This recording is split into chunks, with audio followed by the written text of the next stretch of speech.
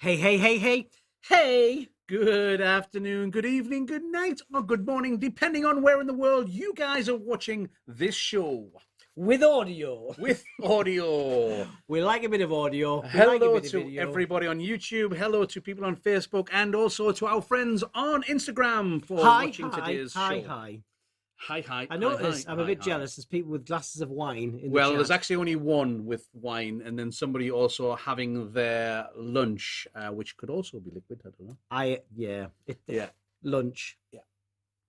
Lunch. Yeah. So, wine. How have you guys been? Have you missed us since yesterday? For those that caught our special announcement yesterday regarding hands up in the chat if you saw yesterday's update. Exciting things. It is. It's exciting things as well. And well, we're excited. Yes. And we can also announce. We can announce right now. Actually, do you want to do that now before we go on to the question and answers? Do we? Yeah, I think we should. Which bit? Which bit you announcing? The one, the bottom right hand corner. Not the other bit. Not the other bit. No. Yeah. So the very first, we're going to have a webinar for our members. It's members only. We're going to have. There's going to be on the normal show, on the free show. There's going to be design on there with this balloon artist, and then for our members we're going to have a special hour plus webinar for you guys, which is included with your membership. So thank you very much if you've joined on the membership. If you don't know what we're talking about, it is through YouTube, and you go through the normal site, youtube.com/Q Corner Show, and then you subscribe, and you should have a button that says join. So much easier to do through a browser on a laptop or something rather than the app. The app's a bit harder to do, navigate. Yes, also as well, just although that we absolutely love our Apple devices, we don't recommend that you do this via an iPhone, no iOS, because if you do it via the YouTube app, iTunes adds a little bit of iTunes, they do Apple tax. It's convenience, however, as it's a subscription, if you do it once and you want to stay, you can sign up from a browser and then it's done. Yes. If you want to cancel, you can do that from the app. That's absolutely fine. And you can in and out as much as you want. We do explain that on the video we did yesterday, but we'll keep talking about that over the coming months as exciting things happen. Shelley, we are also excited about the membership makeover because it allows us to do so much more stuff. But we expect you to do your own makeover, Shelley, because on YouTube, you still haven't updated your profile picture. And Shelley. And Ossa as well. I see you in the chat. Yes. Hello. Oh, we've got Miguel as well. Hello, Miguel. It's great to see you. Alfred, Jose. With YouTube profiles. Nice. Yes. And hello, Hong Kong. So the announcement that you were hinting to is this one. Shall I show it? Who's coming up in an upcoming Our webinar? very first webinar for Q Corner is... It's the amazing Jackie O. She will be in. It's coming out in mid Mid-April. Mid-April. So if you sign up now, it'll kind of cover you. That's right. We'll also have some content from Jackie as well for the Q Corner for the show normal as Q well. Corner Yes, Showtime Live. There. Yes. But there'll be bonus content that will be on the Balloon Rockstar. Yes. And if you want to join just for that month, just to get that, you can do that and cancel again. There's no penalties for doing that. If you sign up, then cancel, you get a full month's access to everything that is that's released and has previously been released as well. So you'll find it's well worth it. But anyway, enough of that because we've got a very full episode. This episode is especially long, and the reason for is we were very privileged to be able to spend some time with Ted and Betty via the internet. We've had lots of questions from you guys talking about the time over the last 2 years. And lots of different questions about lots of different parts. And some of them are quite specific directly to Pioneer. So we took the opportunity to pin Ted and Betty down and ask those questions that you've asked us, and some we had ourselves as well. So we thought we'd take that time to talk to them, and they were very, very gracious to give us that time. Absolutely. And to be fair, they didn't know how to hang up the phone. And that's why they stayed. They stayed and they answered. Yeah, we were able to pin them down with a lot of questions. So when we really hope you guys appreciate it. Hello to Sindra in the chat there too. Thank you for joining us. So Sindra, you need to update your profile picture on YouTube as well. Yes, anybody that hasn't updated the profile picture, they need to. We're taking. We're seeing lots of blocks scoring. So we have our cup of tea at the ready. So cheers, guys. I noticed there's some cups of teas and wines in the chat. So we're going to hand over to the fantastic Ted and Betty. And there's some brilliant hosts talking to these guys as well. So I'm really interested in seeing how... After that's all done, we'll catch up with you guys back here. We got hello from New York, the Bronx. The Bronx, indeed. Nice. Okay, so let's pop over because it's we're going to do it. Yeah. Here we go. Here we go. So welcome, Ted and Betty, to Q Corner. Long time no see. Oh, we've been here all along. It's just that we haven't been able to travel to see you guys. Yeah, it's been crazy, right? Interesting times. Interesting times, to say the least. Yes, I think that's a new phrase. Now. Yeah, I mean, the thing is, for us, it's been strange for us not traveling so much over the last 2 years, but for you guys were traveling all the time before. You know, we've only been out of the country one time when we flew to Canada, and that's the only out of the country visit. And really, we flew to Cleveland and we drove to Dallas. That's about our traveling so far. So that's more than us. But it's nice. It's nice that I think we can start traveling again. Oh yeah, we intend to. It's back. It's nice we have this medium. Yeah, it's nice we have this medium to exchange some thoughts and ideas. So. We've learned a lot too, and businesses you're finding that a lot of things are being done virtually now. Yeah. That we were on our way anyway, but it's just more so now. Absolutely, it's really sped that up. We've had lots of conversations about some of the positives that we've taken away from this global pandemic, but the catalyst to springboard us, to push us into the direction of being more virtual, the broader reach has been a very good reason to do it, and then the take up from the viewers to say, well, actually, that is a better way to be more productive with my time and actually ingest all the information that I need to do and be much more productive. Absolutely. The world has changed. That it has. Yeah. So we've got some questions for you guys, if you don't mind us asking them. Some of these are from us. Some of these are from our viewers as well. So we're going to ask a series of questions, and we'll try not to push you too much. But if you can answer them, they're like us. They're pinned in a corner. They can't go anywhere. That's while we've got you, we're in trouble now. Yes. Okay. So the first question, here we go, is why are there so many back orders? You want to start, or do you want me to? Go ahead. I was going to say, I think a lot of it really has to do with good news and bad news. Okay. The good news is we've got so many orders, and the demand for Qualatex has increased so much. And the bad news is we haven't been able to really keep up with essentially the demand from our customers. There's also good news and bad news from a little different perspective. The good news is the back orders are down significantly. The bad news is they aren't down far enough to make everybody happy.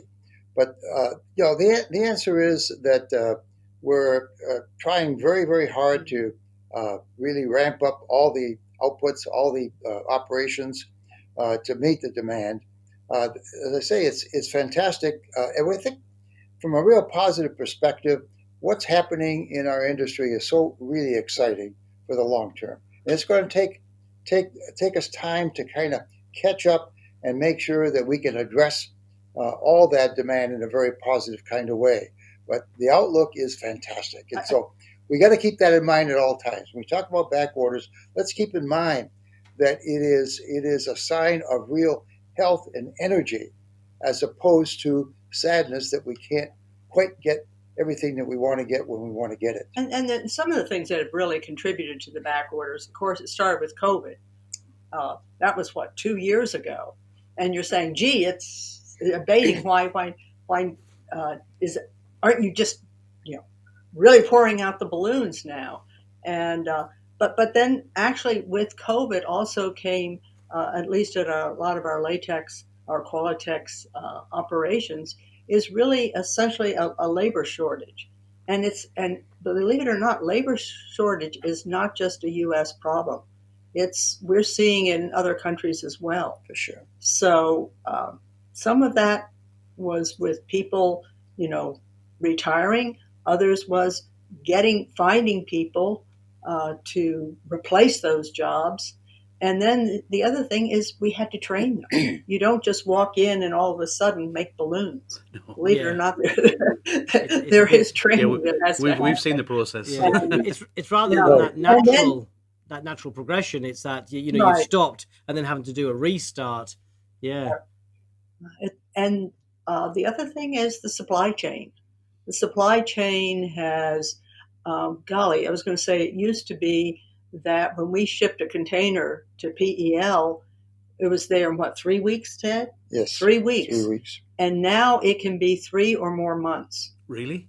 And wow. so I knew it was longer. I knew it was longer. I didn't realize it was that long. Well, and not only that, but then we don't control. Once that container leaves our plant, we're no longer, you just turn it over and you hope and pray that the shipping companies and everybody involved will get it there. And sometimes they decide to divert things or consolidate them differently than perhaps not just going straight. So, it's been a challenge, and a challenge that we really can't control. The other thing is, in terms of supply chain, this we may get into a little bit later, but also now we're finding that some of the pigments that we use in making Qualatex balloons are difficult to come by, and because of supply problems. So it seems to be a moving target at times. Yeah, there's no one thing, right? There's no one thing. That's right. Yeah. So coming back to the primary question of the back orders, that's a very concerning issue for us. We're addressing it head on. Believe it or not, we've made significant progress, but not enough.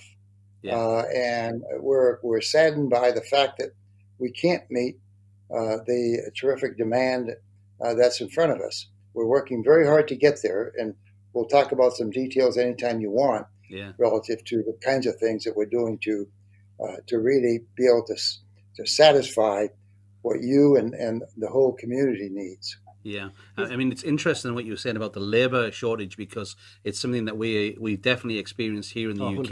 Yeah. There's a lot of people that have they were forced to come away from the jobs because of COVID and the furlough scheme, and actually getting them to refill those positions. But again, like us, it's been a catalyst in their lives to do something significant. Whether it's upskilling and changing lane, as it were. They've used it as a really good transition point. Yeah. So we found and seen that quite a lot. We were also going to say as well on the back orders, is it a case of you're getting back to capacity that you were prior to COVID, or is it that there's a newfound capacity that sort of exceeds? Oh, yeah. No, we're back to the capacity that we were putting out prior to COVID. It's just the demand is significantly higher. And remember, we were down for 2.5 months, 100% down. Yeah. And so we had to restart all of that. As Betty mentioned, retirements are up because some of the people that may have been willing to work another 5, 6, 7 years decided, well, it's not worth it. Yep. And we lost a lot of longtime employees. Yeah. So, and it's not just replacing a person. You got all the training that you have to go through to teach them how to run skills, balloon lines and how to really be careful on quality standards and all. We've been fortunate enough to speak to some of the guys that have worked in your plants, and the level of love and enthusiasm, passion and knowledge that those guys had for them to not naturally hand over the reins. That's a big loss of time. It's something that you don't really think about. Yeah. It's maybe that's a good segment for Q Corner to really go into, like the Dallas plant, and talk to some of the line operators. In terms of what they're seeing and what their thoughts are about. If that's an invitation, Ted, we're there. We're allowed to fly now, so we're okay. Because we've been in the Dallas plant and we've been in the Hamilton plant. I think another thing is, as institutional knowledge, we lost a lot of it. But then the bright side of it also is that with newer people or younger people coming on board, they have some skill sets and can think sometimes a little bit more out of the box. And so therefore we're getting an influx of new ideas and excitement and things like this that maybe we wouldn't have had. So there's a positive side to that as well. It's that flip side. It just takes a little longer. We love that as well, because that's a really good point, because when we talk about the natural progression, you'll always do what you've done because you've handed over that knowledge. But as you said there, because you've had a stop, then a restart, people then maybe question, couldn't we maybe perhaps do it this way? Yes. And then, oh, wow, Sure. When they're having to think for themselves, as necessity is the mother of invention. They have to find sometimes new ways are created. I think some of the questions that have come from updates, especially we were at Spring Fair on behalf of Pioneer Europe recently, which the influx of new people into the industry and still seeing old faces was fantastic.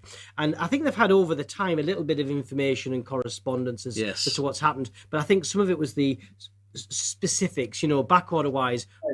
We understand you're ramping up, but what's specifically happening to improve that process? People looking for the nitty gritty almost. Well, as I said just a second ago, I think this is a super exciting time in our industry. A few of us go back to the late 80s when we had recessionary times. And that's when we saw a real explosion of new people into the industry, people that wanted to express their creativity, to do something different, to step out of the, maybe the office job and go do something that they've had their sights set on for a long time. We're seeing some of that right now. So it's a cycle that is repeating itself. So I look at it as extremely positive, and the back orders are just a reflection of the excitement that's in our business. So we can't let the back orders become a negative. As hard as we're working on them to fix them, we got to look at that and say, wow, that's the reason why we're in this industry, why there's a great future out ahead of us. I think the other thing more specifically is, for example, in our Qualatex plants now, we have gone to essentially a 24/7. That means that basically we are working 24 hours a day. You're running the lines 24 hours a day, 7 days a week. That's Fantastic. increasing our efficiencies, Yeah. because every time you stop and start the line, because it's a process industry and you're Yep. dealing with that, it takes time. It takes time for the machines to warm up or Yep. things like that. And you have to, obviously you don't just shut the line down and walk away.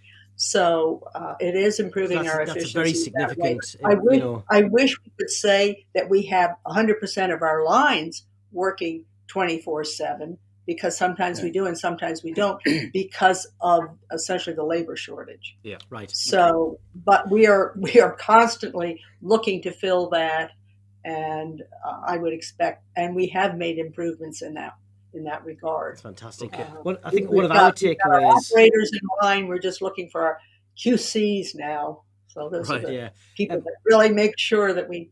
So it's. But yeah, so we have made some things, and we're also making quite a few capital investments. Fantastic. So, we were talking as well about when it hit. One of the things that we applied into our business from when we first started to when we got it more established was we started to invest in ourselves and have more stock ourselves. So rather than working, hand to mouth, where we'd sell a design and try and pull inventory from a distributor or from Pioneer directly, we built up our own idea of what we sold. So we knew what our top sellers were, best designs, and we stock accordingly. So actually, when COVID hit, we were able to react much more methodically because we were better stocked, and we knew it was going to run out what we had, but we could work towards and decide what designs we would or wouldn't sell. So our big takeaway was that was a very good decision for us, and something that we'll continue to try and educate people to say, your own business needs its own stock levels, rather than working from your distributor's stock levels and just relying on the fact that they have them and they're going to be able to get them. Actually think about how much of certain materials you go through over a certain period and actually carry that stock to turn over. It certainly helped us through it. Yeah. Carrying stock, if you look at all the distributors and all the inventory they carry, as well as what we carry ourselves, there's a lot of balloons out there. Yeah, exactly. And when you're talking about, you've got a supply chain now that's more disconnected. We were almost, in the UK, we've got very lazy with ordering because, you've got likes of courier companies that can deliver next day, same day, with pretty much any product in the world. But with this situation, that's really changed all the dynamics of that. So getting people to understand, to be able to, have your own buffer of supply. So when there are supply chain issues, it doesn't instantaneously affect you and your customer. You've got a bit of padding to allow you to accommodate that. So I think that's something that we'll still continue to do our best on. Okay. Next question. Here we go. Here's a big question. Because that wasn't big. No. When will things be better? Well, we've already said they're getting better. When you mean when will things get better, you mean when will we return to normality? I don't know. He said the world has changed, so I don't know if we go back to normality, what normality is today. I do think one thing. I think that what we're trying very, very hard to do is to make sure that we are cognizant and following the demand of our customers. And I realize that because we have, which is a good thing, so many customers, not every customer wants the same thing at the same time. But the majority of them will say, this is the demand. And others, if we said, gee, we don't have any, which I'm almost afraid to mention, a white 11-inch balloon, because that's a huge seller. And the demand for that is very big. So we try to say, okay, we're going to make sure that at least we have 11-inch white. Now, obviously, that goes for a lot of the other colors as well. Yes. But it does. It does. I lost my train of thought there. But in any case, I guess what we're saying is we really try to do the best job of filling the demands of the most people. Yeah. Let me jump on that train of thought. So, really, I think we will see a continuing improvement. We've invested greatly, not just in the mechanical and electrical and control side of the business, but in the people side of the business as well. We've added a great deal of technical help, yes. and it's really showing some great results. So I think the answer to the question is it has been improving. It will improve greatly in the next few months ahead, not a long time out, because we're seeing some major upticks as we get the lines running on a 24/7 regular kind of basis. Right now, absenteeism, for a variety of reasons, not the least of which is still some COVID concerns, is plaguing us. But as that begins to subside and we get additional outputs, we've invested great sums of dollars in upgrading the lines as well. So, and there'll be some new plans coming on very, very soon. So I would expect continuing improvement in the very short months ahead. So that's great. Plus, hopefully, the snowstorms will not be with us in the summer either, because we had to close. There shouldn't be. We had to close down the plants for a couple of days because of snow. Really? Yes, Crazy. really. Crazy. People couldn't get into work. Right. So I think the next question kind of follows on from that a little bit as well. It's some colours haven't been available since last summer, and I think even longer for some places. When would customers be able to expect to see those colours again? Well, we're always, again, it's demand that's driving the colors. As you know, that's what we're trying to do. Incidentally, since I looked at the colors and things like that, it's one of my loves. But I watched and looked at the colors for the last essentially 10 years, and the top 12 colors for the last 10 years have been the same. Yeah. Yeah. They've been in different, degrees. They've moved around in that top, but white's always been number one. Red's always been number two, but the rest of them change around a little bit. So the other thing is some of the colors that the demand isn't as great, essentially we don't run them as often. Okay. Because when you run a color, you can't just put a color on and then jump off immediately. There's a lot of setup time. Well, there's not really a lot in the color range, but they're you don't need as many because the demand isn't as great. Let me jump in there, Betty, because I think that as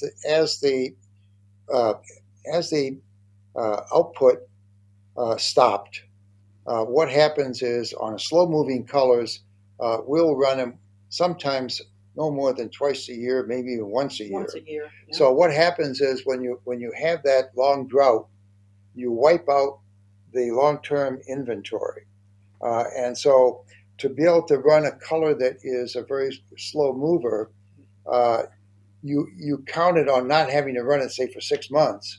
Yeah. Now all of a sudden we're totally out, and you're trying to recover not just the white and the red, but you're also trying to fill in a few of the others. And that is kind of a compounding issue that we're struggling with. And so, have we prioritized running the popular colors? Yes, we have.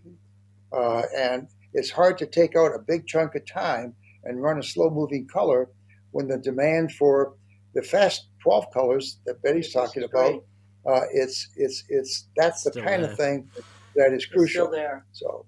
Yeah, and then you've got your seasonal colors too that you want to try to make sure that we have plenty of those at the right time.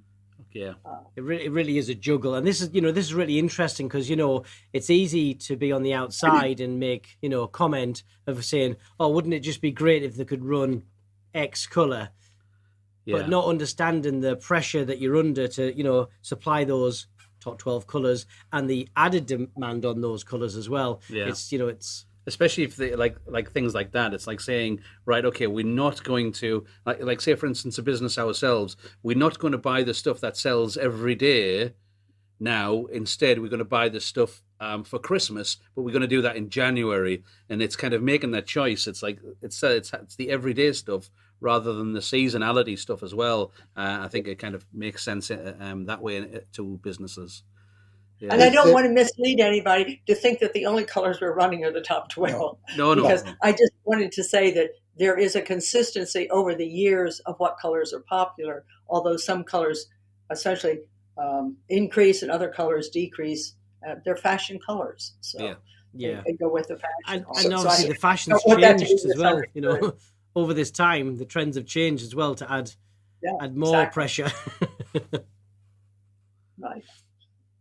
Okay, so what about 160Qs, quick links, and other products that haven't been available since some of them up to 2020? Well, you know, we were just talking about colors. Actually, the same thing applies in many ways to sizes. And Ted, shapes. You can go into the more detail of that. Sure. If we take 160s versus 260s, or in addition to 260s and 350s and so forth, those all run on the same kinds of lines. It's what we call a deep dip line. The forms are much longer, so we have a little different requirement in the manufacturing side to make sure that we have deep enough tanks and enough clearances in the ovens and so forth to accommodate the larger forms. So then the question becomes again, if the demand is really there for 260s and is by far greater demand than 160s, the issue is that if we're going to put the 260s on to run, that means we're not running 260s. You mean if we put the 160s on, that means we're not going to run 260. So that's the juggle that we have to do all the time in terms of saying, similar scenario to the color. Yeah, you've got to prioritize. Are we going to catch more hell for not having 260s, or we're going to get for not having 160s? But we ran some 160s lately. You folks have to answer that question for us, and you do daily with the kind of demand that you put upon us. We try very hard to really respond to demand. Right. Yeah. Yeah. So it's not an easy one to answer because, you know, ask someone, they're going to give you an answer. Someone else is going to give you a different answer. So like you say, you've got to go where the greatest demand is for the product that you can make at that time. So yeah, we totally get that. And the same thing with the Q links. Yeah. Because the Q links will run on any line that 11s will run on, for example. And so again, do you put Q links on if the demand is huge for regular 11s? So that's or even one of the colors juggle. That is one of the colors that doesn't have as much demand. An 11, do you? Yeah. So what you're saying is you need one more day in the week. So if we go to an 8-day week, there we go. Okay. And we need that many more people to man it. Okay. Yeah. So we not only need and another problem. Too. Maybe if we turn all the decorators and have them work in the plants. There's an idea. That would really. You get a huge influx of people that just want to get in there and see how it's all done, mate. Yeah. So be careful about putting that invitation out there, Betty. A lot of watches, not a lot of workers. I think we'd have. There's too many latex addicts out there. I'm a troublemaker. So, we know that. That's okay. Somewhat in that regard, as you're aware, we've had a lot of people come through the plants, especially when we had WBC in Dallas in 2010 and 2012. And a lot of the comments come back, wow, we didn't realize it takes that much to make a simple balloon. Yeah. So, that was the same for us. People made their own balloons. We did. Yes, we did that. Ours. We still, absolutely. Right. I've hidden it because it's an 11-inch red, and you know, I've heard its value's gone up. It's a good job it wasn't white. That was hunted down. It's a good colour to pick. One of the things that has been asked as well is a variety of stock levels. Yeah, depending where you are in the world, depends on whether you can get hold of product at all, or whether you can only get hold of certain stuff, so are Pioneer prioritizing certain areas, certain territories? Well, there's always a bit of prioritizing going on to decide whether you're going to run 260s or 160s, as well as looking at demands from different places. But keep in mind, the supply lines have dramatically changed, and they're changing today as we're talking. So all of a sudden, what was a 3-week schedule going to PEL, for example, which is Pioneer Europe, for those that may be listening that may not understand PEL, it's Pioneer Europe Limited. where it took 3 weeks to resupply. Now it could take 3 months. A container that we have scheduled to hit London may be diverted to Amsterdam and may be then shuffled over to a different port in like Liverpool, and then all of a sudden it takes a long time to get to London. Yeah. That's out of our control. So, yeah, some of it is prioritization, and some of it is just the logistics that are built into a system that has changed dramatically the last 2 years. Because, I mean, really dramatically. Because if those balloons are on the water for 3 months, nobody's getting them. Yeah. In some ways. But that makes total sense. That time how frame. long it took to get to Australia. I mean, that was crazy. When you said that in the first question about the 3 weeks or 3 months, we had no idea that things had changed. We knew they'd changed, but we just had no idea that it had changed so drastically. And tying into that as well, the cost of a container, the price difference. Yeah. Taylor almost fell off his chair there. Just reminded him. Was it? We were talking the other day about a container. I think it had to do with the bubbles, and that went from what was it two? Oh, it was around 2,000 a container, and now it's close to 20,000. Yeah, wow. And that's the sort of figures that we've seen, globally advertised as that sort of tenfold increase of cost of containers. Yeah. So when people are saying we're waiting for stock, but now the prices have gone up, the significant driver to that is that shipping cost. Yeah. And the thing is, as well, is that it's not unique to our industry either. I mean, even supermarkets have had problems with keeping the stuff on the shelves. We have a local store to us, and it's a fairly newer store that opened up, and their shelves are still half empty compared to the space that they have. And it isn't just the cost; it's the availability of containers. Right. And the difficulty we have with the bubbles coming out of Japan is just sometimes just getting containers that can be loaded and shipped. So you've got a multiplicity of issues. It's not just cost. It's not just time. It's all of those intervening factors that have exacerbated the whole supply chain. Yeah. It's almost like the world's out of sync. Yeah. Yep. Mm-hmm. Yeah. Nothing's in the right place that it should have been where we left. Yeah. Right. Yeah. So yes, there's no more just-in-time manufacturing, unfortunately. And when you mention about supplies in different areas, again, when you wipe out inventory, then you have a double issue to address. It's not just supplying the demand, but because there's no inventory, you've got an inventory demand in addition to an operating or a consumer demand.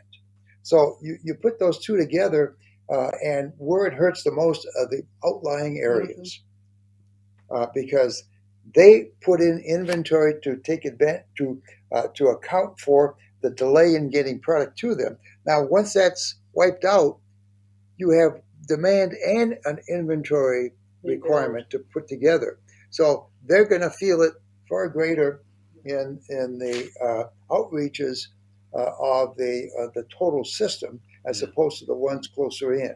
So we're not prioritizing the U.S. over PEL or Canada or any place else. It's just that it's all these factors coming together that makes it seem like it's even worse than it really is. Right. Yeah. That makes total sense. It does. Well. Yeah. Absolutely. The time frame was the biggest shock to me. Of how absolutely. Long. And it's so hard to accommodate that. No, because there's nothing you can do. Yeah, there's nothing you can do. And what's your next order? The other thing is one time I think we found out there were several different containers. All had been shipped. All were on the water, but they were all staged. One every week. Well, what happened is they all got bunched up together. And so when they were delivered, there was nothing on a weekly basis. But then I think there were 8 containers? They were all delivered at the same time. Yeah. And then you have a storage issue. Then the manpower to deal with that is another problem. Yeah, the warehousing for that is just the warehouse manager's going to love that. Oh yeah. Right. Yeah. I bet you heard some fantastic things there. It was like, Yeah. thanks. Yeah, I can imagine. But yeah, they're all new issues and they all make sense. And it's, and we've experienced these kind of situations on smaller scales as well. And it's not unique to our industry, this No, as well. far from it. This is a major issue that there's a knock on across all industries. It's just because we're in the industry and trying to service our own customers, we're very acutely aware of these problems. It kind of puts a magnifying glass on the whole thing. It is, yes. But we're so thankful we have customers, and we have loyal customers. That keeps us going more than any other factor. That's great. I think that's probably been one of the large frustrations for a lot of the Qualatex family, was they are very loyal and they've not wanted to go elsewhere, but they've found they're having to, they have a business and they've needed to fulfill orders and they've had to kind of shop around. And I know there's a lot of frustration where they might be buying from a distributor, but they're having to do, an order with one distributor, another order with another distributor to try and kind of pull that together. Yeah. I think probably one of the big things from that is communication. It's the Qualatex family's mentioned a lot. We mention the Qualatex family. We talk about all events. But I think some people have thought perhaps there wasn't as much communication, especially earlier on, with what was happening. Yes, I think in retrospect, well, I know in retrospect, we really probably weren't as aware of how important it was, because of all the things we don't have businesses unless we have a Qualatex family that will support us, and in turn we have to support them. It's a two-way thing, and for that we apologize, but I think maybe we were just trying to, maybe we're caught up and struggling so much with just trying to stay up to speed on. Well, we've talked to we have a lot of people contact us via the Q Corner channel directly, talking. I think just because of what we do, they feel maybe they can talk to us quite easily. And I think what we've said is it's easy yourself to get wrapped up in a situation. You focus on trying to resolve the problems, to fix it for everyone, rather than maybe stop for that moment. And we've done it ourselves and gone, actually, you know what, if we just stop for a moment and told people, but it's hard. Maybe that we fail to recognize the signals. We've been very, very active in the social media. We've continued the education programs via, video and all. And maybe we were insensitive enough to the fact that perhaps wasn't enough.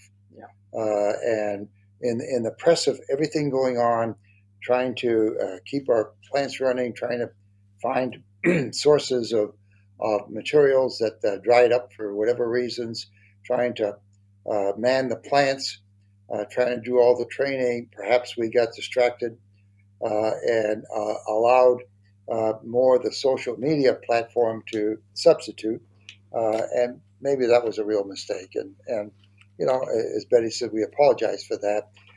My Lord, the whole Pioneer team has been very focused on really addressing all the issues in front of us: product, colors, sizes, shapes, everything else. And maybe we have underestimated the importance of just simple communications of saying, hey, we're busting our butts to get everything done, and maybe we just need to say that more specifically, more directly. Well, and I think the other thing is the time. I think now we have a better handle on. But when it first started, how do we prioritize whatever it's doing? Do we, now we've got, as I said, we've got pretty much the plan that is driven by demand. But it was. I'm smiling a little bit because in the recent letter that Betty and I wrote, the first draft I had in there, we're just finishing the most horrific period we've ever been through in our lives. And Betty said, "Don't say horrific. That's a scary word. So I changed it to terrible. Yeah, it is, though, and all that while as well, you're thinking about the demands and products and all those logistics. You had the safety aspect as well of, you've got all the guys that within Pioneer that are doing this work, but we had the, that looming cloud of COVID, and we didn't really know, there's so many questions with that, we get it. It's just obviously the absence of a bit of communication. I think some people potentially felt they were not quite understanding what was happening. There's something that I would like to add to that, which probably a lot of people are not aware of, is the how things work at Pioneer Balloon Company's headquarters, and the fact that it is a place that everybody goes to work at. You guys are there all the time when you're not traveling, and everybody was, for safety, everybody was sent away to work, so they didn't have the lines of communication. And I think it was just that everybody was so busy on trying to fix the situation that they didn't have so much time to communicate in the same way. I think it was also part of that. I don't know if you guys thought the same thing. Thank you for mentioning that, because I think that is a very real factor. We're still struggling with that right now, because we don't have the office back fully. And it's not just communications with the Qualatex family around the world. Sometimes it's communications with the Qualatex family right here in our own headquarters. So we're struggling with that issue right now. It is, because it is something that we've noticed. As we work with you guys very closely, and we've talked to different peoples, but they're almost in their own little bubble at times. They're doing really good work on their own, but they're not. The dynamic that they once had has been lost a bit. Because it was usually, just a pop up or a go around the corner, or just down under the next floor. They don't have that same situation. It's better than I could ever say. That's exactly, and we are struggling with that right now. Yeah, absolutely. Yeah, it's a new, like we keep saying, we keep going back to it, but it is a new world, and it's a new way of working. For better and for worse, on both sides of that coin. Yeah, both pros and cons to it. That's it. And we very much see them moving forward. Ned and I are here almost every day. Yeah. Yes. We know that well. But we see most things now as a hybrid approach. We're taking the best of both worlds, the best we can, and pulling them together, and that's really working for. It's certainly working for us. For us, absolutely. We're far more of a hybrid approach now from the lessons we've learned. Yeah, the working from home and being in when we need to be. It's certainly been a learning process, though, from us that for the last 17 years have always been in the same place every day, apart from when we travel, and it's been a bit of a learning curve for us. So yes, okay, right. Okay. Next question. Product question. Yeah. It's a biggie again. Yes. They're all biggies. Sorry, guys. Has the problem with pinholes in bubbles been fixed? Ted, you want to? It's really more of a scientific. The answer is it's a very serious concern, and there is with our partners in Japan, there is constant attention to that. If you want me to get a bit technical on it, I'm happy to do that. But we got to keep in mind the process of making films is a very technical process, and you're talking about very, very thin layers of material, and you're always going to see some degree of a miss in the process of manufacturing. We don't see it as much in the metallic balloons, the foil balloons, because remember, that also is a film process. It's now, in that case, it's going to be either nylon or polyester.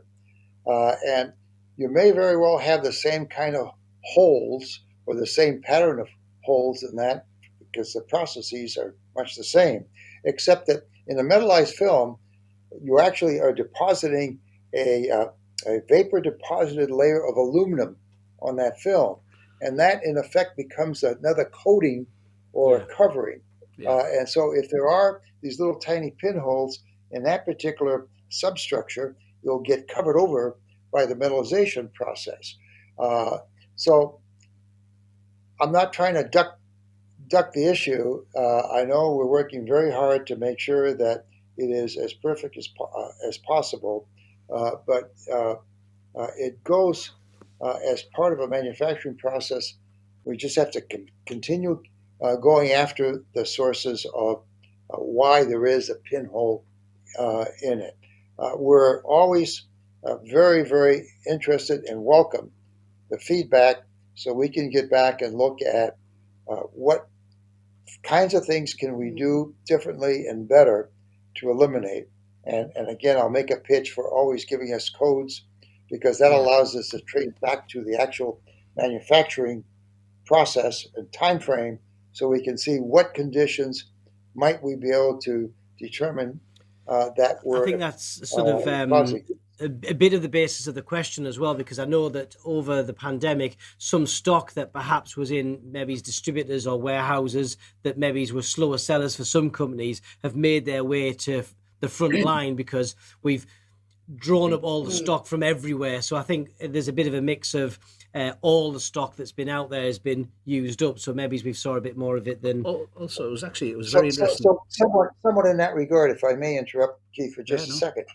So that's what makes it difficult for us to pin down the time frame of when this may have occurred, because as the stocks have drawn down, it may be product that was a year or 2 years old, and so we may have already made some changes in the process to address that. Yeah. But because you now are digging deeper into stocks, it's difficult then to do the detective work that it takes to go in and see, okay, what is it that we need to improve and change? Yeah. I was interested as well, though, Ted, you were saying about the processes being very similar between the microfoil and the bubble film. I was also thinking as well as that it might not be as prevalent on the foil because the pressures are very different, right?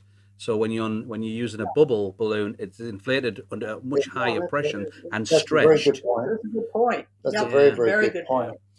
And remember your barrier on the microfoil balloons is that aluminum layer. Yeah. That is the barrier that helps it retain the helium in particular. Right. So in bubbles, you've got a process that's very different. It's a proprietary process for making that film, but in effect, they're substituting technology for that particular film compared to what the aluminum layer is doing for microfoil film. Right. Okay. Yeah. That may be getting a bit technical, but no, but it's really good because we've got a lot of people that love the industry, the whole thing, and they do really want to know a lot more. And it just gets a bit, people get a bit frustrated. Because of, especially when they're waiting for product, then they've got the product, then there's a problem. So, we understand their frustration, we get it. But something that we've always said back to people, and it's probably more important now than it's ever been, is product code, that, that code to identify, because there's nothing you can do unless you've got that piece of information, because otherwise was it this year's, was it last month's, was it 5-year-old, who knows? Yeah. You need to know when that product was from, to see if you need to do something about it. Was it an old problem or a new problem? So, we always say, and we always push, get that code. The batch code. Sure. So very good. Yeah. Okay. So talking about that, the next question is the satisfaction guarantee, the 100% satisfaction guarantee still in place? For Qualatex, absolutely. Yes. I didn't know that was a question, but that's... You'll be amazed. You'll be amazed some of the questions that we get, Betty. And also, as well, just to kind of think about who we have in the industry now, we have a lot of new faces. What was very apparent to us at Spring Fair for the people who are watching who don't know, is a trade show. So it's our first trade show we've done on behalf of Pioneer Europe for 2 years. Yes. And we're talking to people who've got some a mismatch of knowledge. So they've got a design they've done, which is the latest and greatest on-trend design, but next to that, they don't know what a 260Q is, or they don't know some of the basic fundamentals. And we're not saying that they're wrong for not knowing that, but there's a lot of gaps in their knowledge because they've not done the face-to-face education that we've had for many years. Yeah, the hands-on training. They haven't had all these key messages that we've always done and said at every event we've ever been to. So the 100% satisfaction guarantee for a lot of these customers was brand new. They didn't really believe that a company would stand by their product as much as you guys do. So you're saying it's a strange question. Yeah, because we do take it for granted, but not everybody does. Well, and that's a good example of ourselves too, Yes. because sometimes we forget that, things that we just assume are knowledge. So Common knowledge. We don't have that. And going back, I think also that face to face and hands on is also very important. But there are going to be some new opportunities for those kind of things coming up. I mean, a lot of people I think are probably going to be going. I guess more U.S. because of the travel and things like that. Yeah. To Balloon Wonderland, but then there's another one that you guys will be there though, so they'll have an opportunity to see it virtually, at least to know. Yeah, we're going to try and broadcast as much as we possibly can, even if we get wrong for broadcasting stuff that we shouldn't be. Well, like you, Betty, we're troublemakers. Yeah. But it's really it's one of our key things on the agenda for the likes of Balloon Wonderland. Is yes, there's going to be some magnificent creations, and there's going to be some exceptional information, but to not kind of not show some of the things that we take for granted, some of those absolute everyday things that we know. Yes. We need to make sure that we share those again, to get these people who have come in the industry and are trying to play catch up. We need to do as best job that we can to make sure that know about all of these things that we do take for granted, right? Yeah. It's the small details, the little nuggets of gold that make all the difference. I think Balloon Wonderland is going to be a groundbreaking event that will lead our industry to a new direction or an additional direction. And I think it's going to be huge. The idea of tying in a charity such as Give the Kids the World and a great event, which is educational as well as dramatic and huge, I think it's going to lead us a whole different direction. And the fact that you're going to be broadcasting from there live is going to bring in a worldwide audience to participate in what's happening. I think it is groundbreaking. I think we took no encouraging to do that at all. Yes, as soon as the idea was floated past us, we grabbed it with both hands and we were off. It'll give us a chance to see you face to face because we intend to be there the whole time. Well, that's a win as well. Yes. But the fact that the type of education and the opportunities for delegates to be part of an event like that just drives you forward to do such an amazing job, but actually learn along the way as well. It's a really good environment.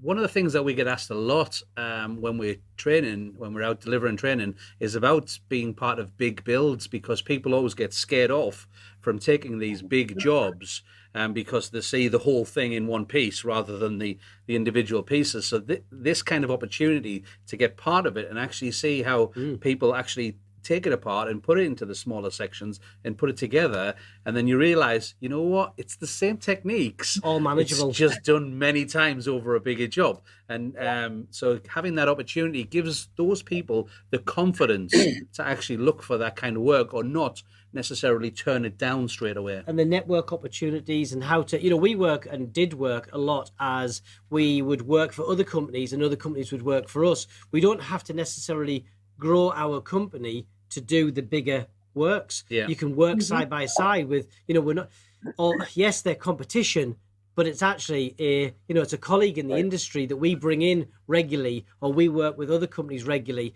And doing events like this really teaches you how to work and set the parameters and collaboration. So this is I think going to be a good changing point for a lot of businesses of how maybe they approach some of the larger scale events.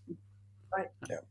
Just as a quick aside on that issue, one of the things that is so positive for us when we first get in the business and the whole balloon decorating business started to grow, there was a lot of concern and secrecy. We can't show can't show them how I tie a balloon so quickly because they'll take my business. And it's really exciting to see our industry evolved into a sharing, a unification of saying, wow, look what we can do together. And there's so much business available if we just kind of reach out and enhance our own skill levels. Then that's what sets us apart. And still we can bring in a community rather than say, wow, we got to be secretive. That is so energizing. And it's what has built our industry to fantastic levels. Yeah, absolutely, couldn't agree more. That's a big thing that we actively encourage. We've been asked it directly. Why would we teach somebody so close to where we work? Because it enhances the industry and it grows the market. If we have a chance to educate those people that are selling balloons, they have a chance to educate the general public to expect a higher level of balloons, right? And it raises the rising tide raises all ships, and that's what the thought process with it. Yes, absolutely. That was your easy question. Now there's another biggie. Okay. So why have you discontinued the North Star large letters? Well, okay. Let me take that one. It's no different than anything else. We talk about colors. We talk about the availability of 160s versus 260s, or Q links versus a regular 11-inch. The issue is one of general demand. If you look at the letters, excuse me. If you look at the letters. For every single color, we have at least 35 SKUs or SKUs of that particular color. Now you multiply that times 4 colors, and you've got now 140 different SKUs to try to maintain. That's fine if there's lots of A's and lots of E's and lots of B's. But what happens when you get to Z and the demand is so little that you have to maintain an inventory? Otherwise, if you don't have a Z, you don't have an alphabet. Yeah. So, and then you can take that to whatever other letters you want to include in that. And the bottom line is there was just not enough demand over the entire line to be able to maintain a sustainable inventory that made financial sense. So we looked at it very hard and said, you know what, it's just not proving out for us. Let's put our efforts towards other areas that will be more beneficial for our customers and be able to sustain the kind of inventories that we have to maintain for it. Let's keep in mind, when we talk about inventories, it's not just Pioneer inventories. If we talk Pioneer inventories, we are talking about inventory in El Dorado, inventory in Canada, inventory in England, inventory in Australia, Mexico, and Brazil, and so forth. But now we say, what about all the distributors involved in that inventory process? They've got to maintain the Z, not just the A's and B's. And that now you got your actual users out there. And they've got to be able to say, well, if a customer wants a Z, I got to have a Z.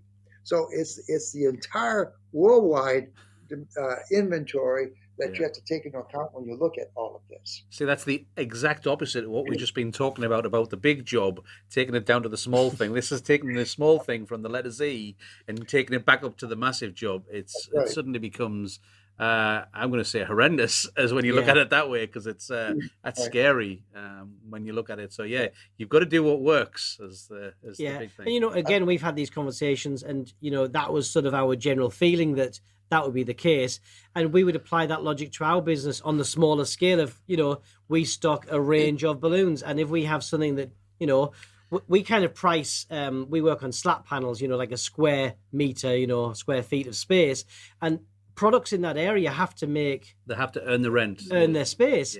And if you've got a section of wall that does well and a section of wall that doesn't do well, you've got to let's change that up, take something away, put something new in. Or if I can only stock that because of production, which one would I stock? Which one am I going to stock? You've got to make those decisions, and unfortunately, sometimes things don't make the cut. Yes, of course, not everybody's going to be happy with the decision. Right. Unfortunately, yes. Okay. Right, okay. You can ask that one, Oh, Don. is it? So we've got I'm going to just pass biggie. this one. I'm just going to step back a bit. Here we go. With all that being said, what about new products? So, like new sizes of and colors of chrome. You know. And I'm going to tell we don't want much. We don't want much. Just Well, the one thing is, first of all, want everybody to know we are always working on new. Okay. But then the question also now becomes, do we start introducing new when that color that they've been waiting for a year or more hasn't been run? So Yes. that's also part of what we're doing. So I think that, yeah. And I think the other thing we were talking about inventory, the question I always ask sometimes is, are there colors really that maybe the demand isn't that great and we would be far better off moving on to a new color rather than hanging on to maybe a color whose time is dwindling down? So yeah. I do think that that's one thing that we're definitely looking at, is not only do we want to really come back to having regular releases of new and exciting colors and products, but also perhaps looking at some of the things that, and we do some, we always are changing up some things, but maybe doing it a little bit more regularly. Okay. In terms of maybe some of the things where the demand isn't as great now, and substituting new where the demand is much greater and we fresher. Did like it. In the catalog, you started. I don't know when it started, but you started to add for some of the lines limited run icons, which is very helpful to a business to understand that perhaps it wouldn't be available as the standard supply chain. So if I want to sell certain pearlized 260 colors and things, they were there with the limited run. Exactly. Yeah. You know, it's interesting because I think that is exactly where we would like to head. Right. And because then you check availability before doing something with it. You know, if we had a job that would say, okay, we want to use, I think it was like a 260 azure, pearl azure blue, and it was like, oh, that would be a good balloon to use, but it's a limited run. So let's check with our stockist the availability to make sure we can get it before we commit to using it. And if it wasn't available, that's fine. Or we might stock up early because we know it's in limited supply. And just having that little bit of extra information, that communication from you guys to tell us that these are not core lines. You can't make them all the time. Yeah. You can't have inventory all the time. But we will make them from time to time. And get them while you can. Put them in deep freeze, right? Yeah. So that kind of information is really helpful. Okay, that will... I will bring that word back, and so let's more strongly than perhaps you know. So let's come back to the question of new products. Yeah, we'd have to tell you, what really drives Ted and Betty is the new product, the innovation side of the business. That's what drives us. And if there's an area that I dearly love, it's that one. Now. Have we stopped looking at new products? The answer is no.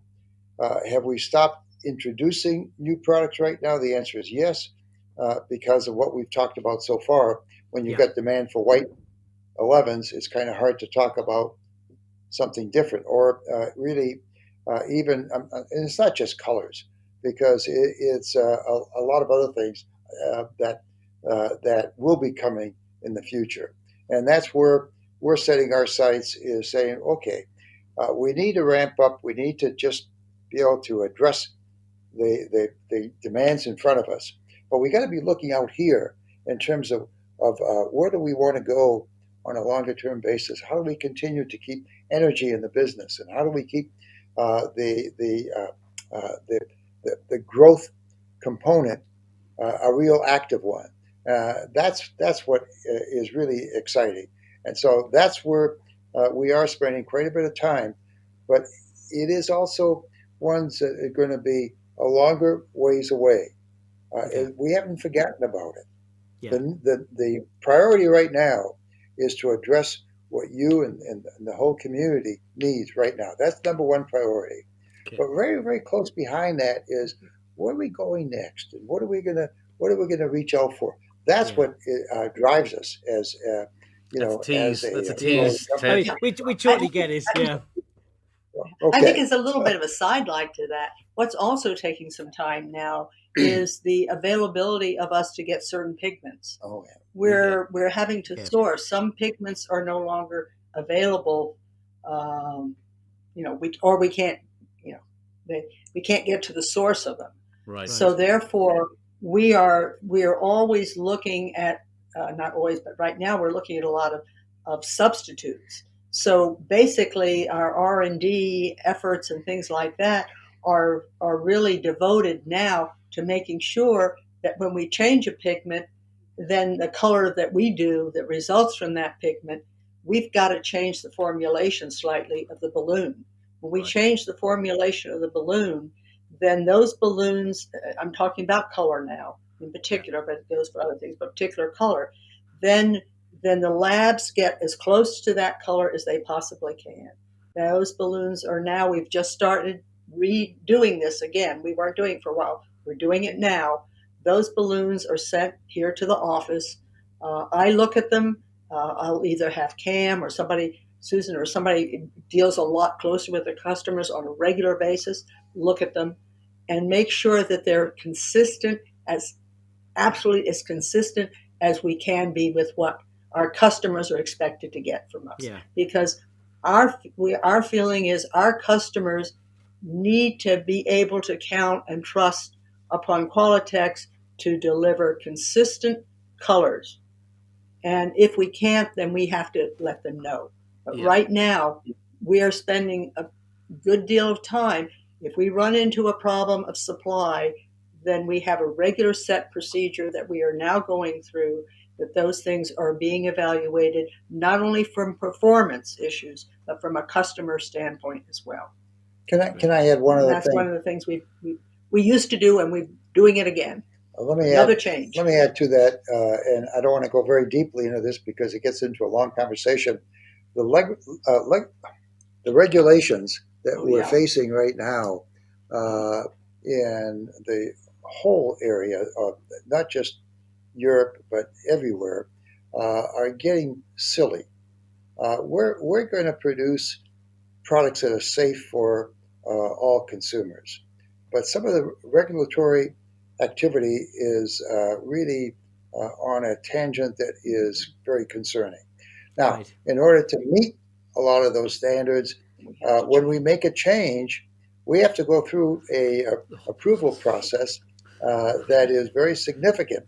So it's not just finding different sources, it's also making sure that we comply with all the regulations. And there are different ones in Europe, there are different ones in England, different ones in the U.S., et cetera. And so that's the balancing act that you got to go through to make sure that we can stay viable in the market. That's quite a bit to do. So what do you do in the afternoon?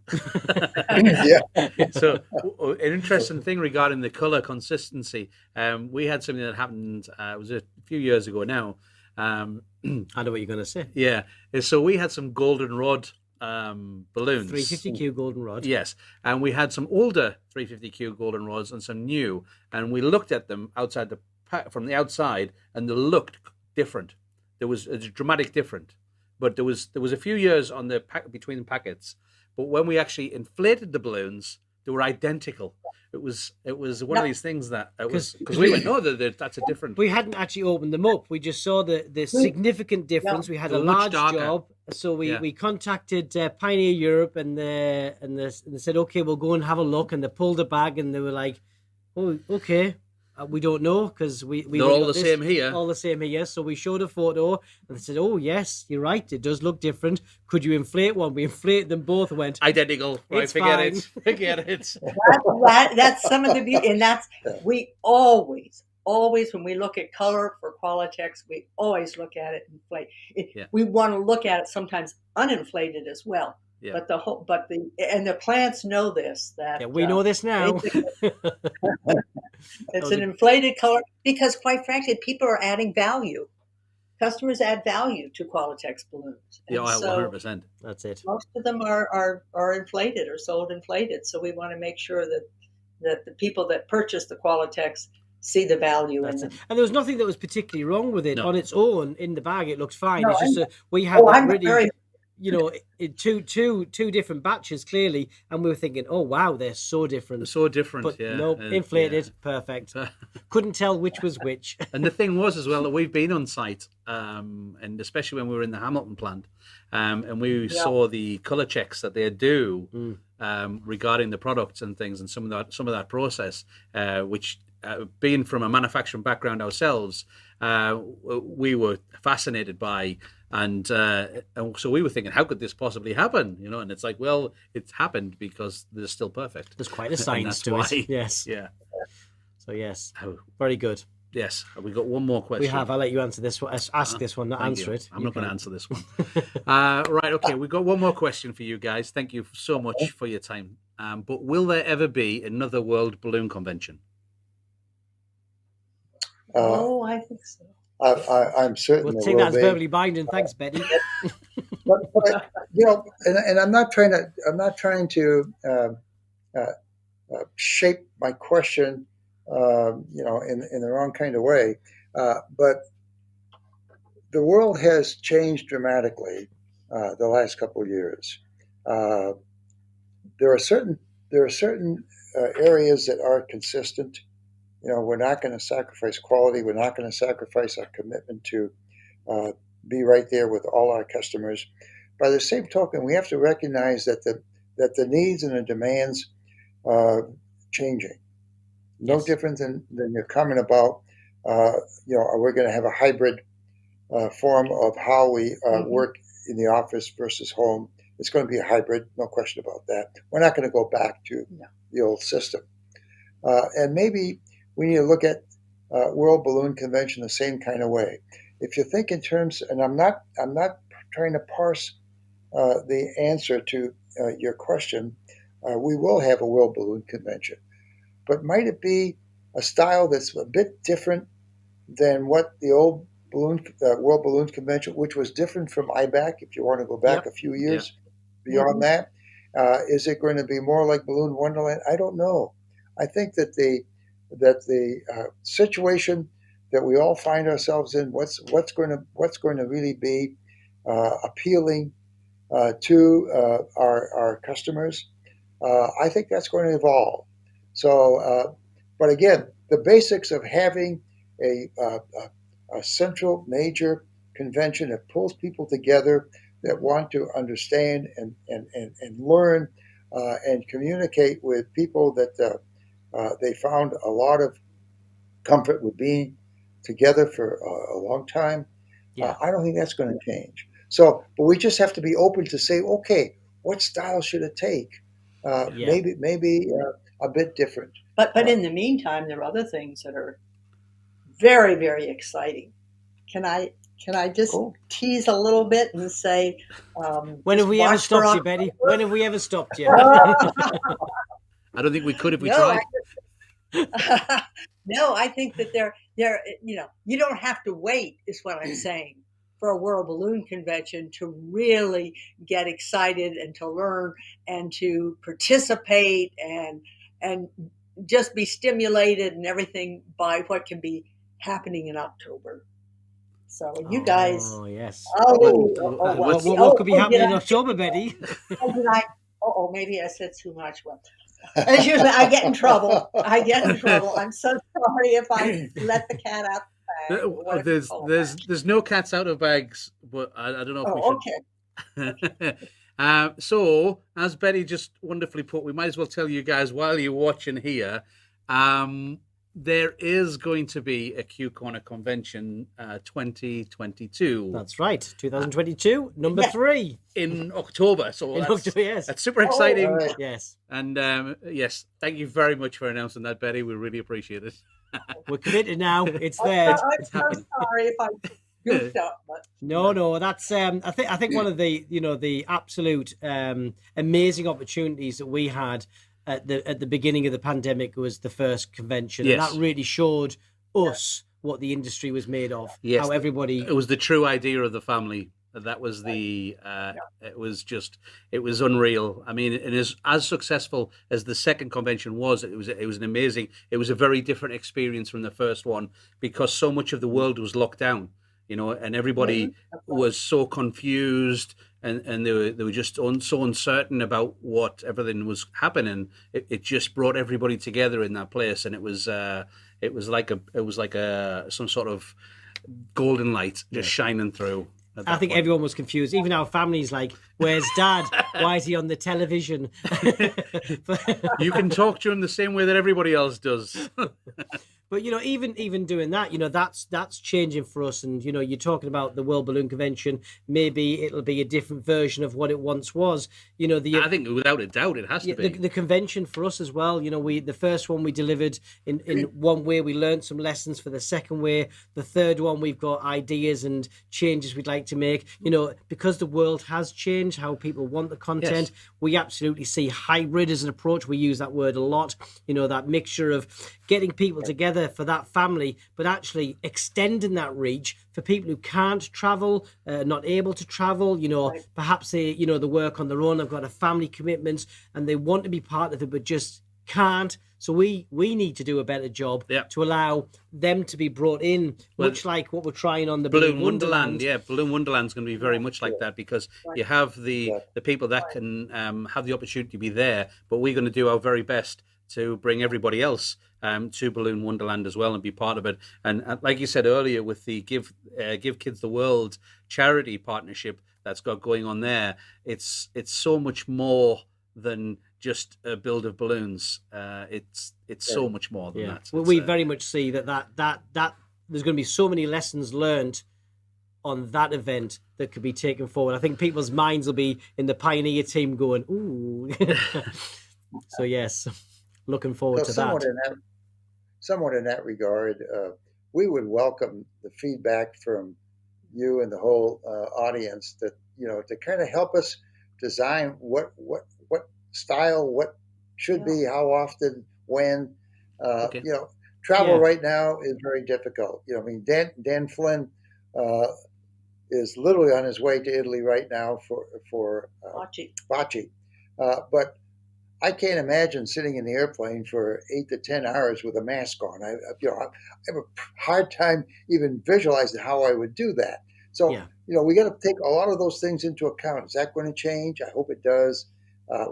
What's going to happen to international travel?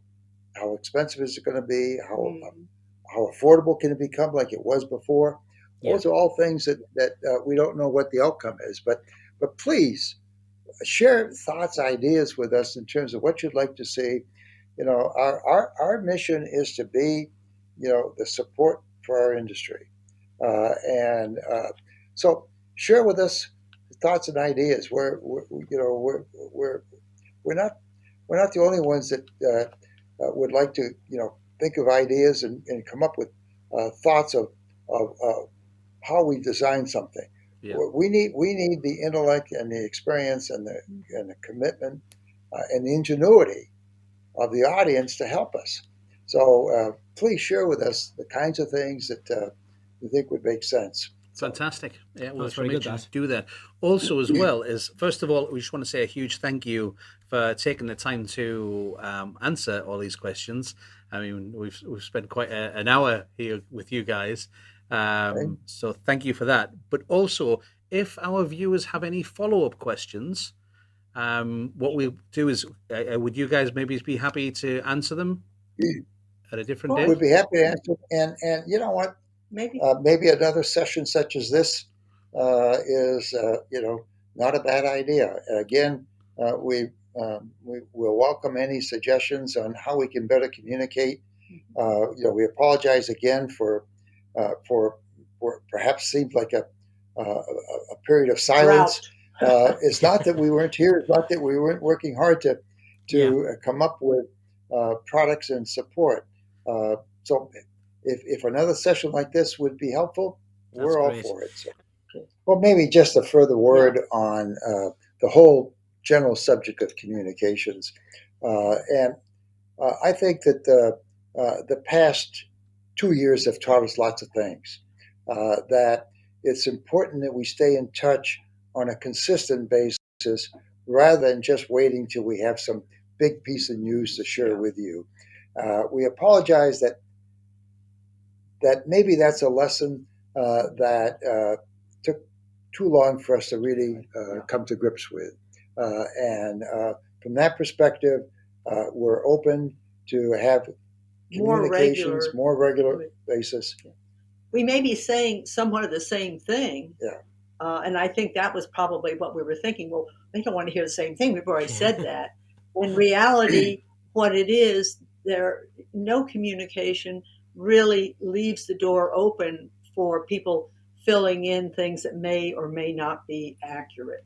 And I think that I want people to know that we were not, we weren't really trying to ignore people at all. It was just that we felt we didn't have the specific answers that maybe they were looking for. Right. But they certainly were in our thoughts, and we love them all. And we'll do a much better job of making sure that we stay in touch. And maybe that's it. We need to stay in touch. It may not be new news. It may be, something a little bit different. But let's stay in touch. I think we're we've family. all done this at some point in our life. It's if you haven't got that big update that you think you need to say, so you sort of just get so busy trying to get that update, then forget how much time has passed, and before long, it's been a while.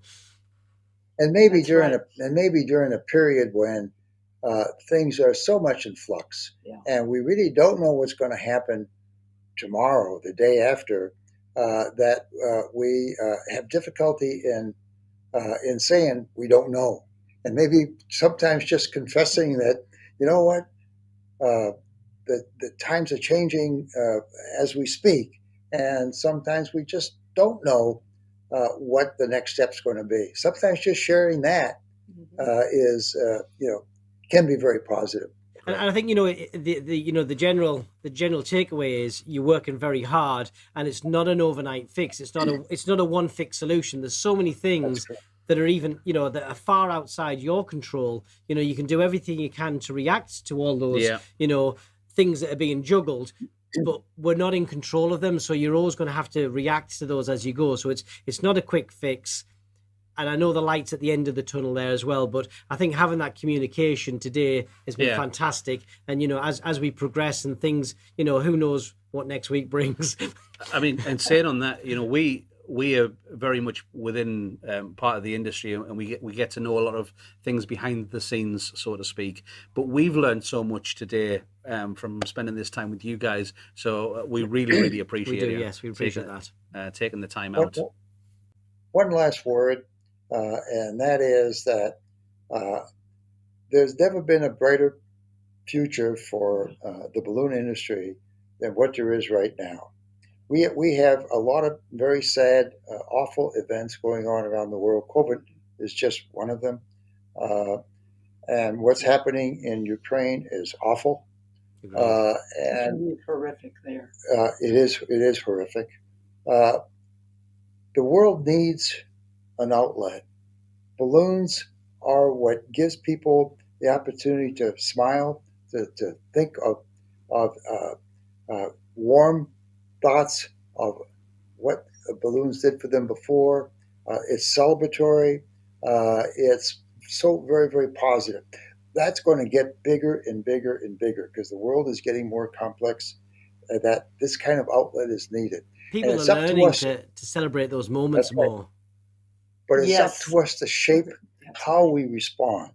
And that's what's super, super exciting about our opportunities out ahead. So let's always keep that in mind. Yeah. We've all let moments in our life slip by very, very quickly and sort of not really paid as much attention to them as we should. But I think over the initial 2020, we really started to understand the significance of the birthday that's just gone, and and learning a way of celebrating it. And that's why for us, totally agree about this. This is a really good opportunity for the industry to really kind of hook onto that and provide what customers want. Because for the most part, our job is to help our customers celebrate life events, and for me, there's no better job in the world than to help people make memories with that. So, yes. And thanks to you guys, and thanks to the whole community for giving us a chance to be part of it and to express our thoughts and answer the questions that are pertinent to today's situations. Keep them coming. Keep them coming. I'm sure everyone will be very happy to hear from you. And we really do appreciate you taking this time, because we know you're busy. We know you're hard to pin down. Betty's back to the production line in an hour to make 11-inch bites. Takes on night shift. Thanks so much. Nice. Okay, well, thank you so much. Our pleasure. Really. It's really an honor and a privilege to have you guys on the show. So we're going to say thank you, and I think we'll leave the last words to you guys to say goodbye and take care of yourselves. Oh. Again, I almost hate to say goodbye. I don't say goodbye. I just say we'll see everybody very soon, I hope. And obviously we'll see you guys in July for certain. But Absolutely. To everybody else, just thank you so much, and stay safe, stay well, and keep using Qualatex. And thanks for sharing your lives with us and letting us share our lives with you. Thank you. Thank you all. Thanks, Ted. Thanks, Betty. Thank you. Goodbye. Bye. No, I won't say goodbye. Hello. We'll cut that last bye off the end. Excellent. Right. That was superb, guys. Fantastic. Well, there we go. There we go. We really hope you enjoyed that last, what did we do? It was an hour and 20, I think it was. Flew by. Absolutely flew by. You know what I really enjoyed? Reading the chat as we went there. I know there were some fantastic messages on there. Somebody's just saying there, the Balloon Meister. So let us be optimistic for our future. Just returned from Bacci in Italy. It was a good restart for conventions in these strange times. It's important to network worldwide and share our knowledge. Could not agree with you more. Absolutely, Frank. And it's good to see you on the Instagram chat there. Yes, just seeing some of those comments as well, though, the understanding, because I do think that was a very genuine, because the questions we asked them, we didn't really give them any outs. we were going to ask them. Yes. And, they answered them with very honestly and very candidly. Honestly, that's the word I was looking for. Yeah, honestly, just openly. There's lessons to learn, and we'd love to be able to wind the clock back and do things differently. Everybody would, right? We've done mistakes in our business, and it's easy to comment from the outside. We said that, and I think it was very, very helpful for them to share that that journey that they've had, because they've had a they've had a journey through their business, just like you guys and us. We've had our own journey through our own businesses, and had to relearn how to do business and how it works in this very different worlds that we're in now. Very different, and it's a global problem, and it's not just for balloons; it's for everything we do. And when everything we've got, everything we buy, there's an issue with it right now. So learning to deal with that is a challenge. But you know what? We're embracing it. I just think that little bit of extra communication, and we shall do our very best to make sure that the questions that you've asked in the chat there, which are some really good ones,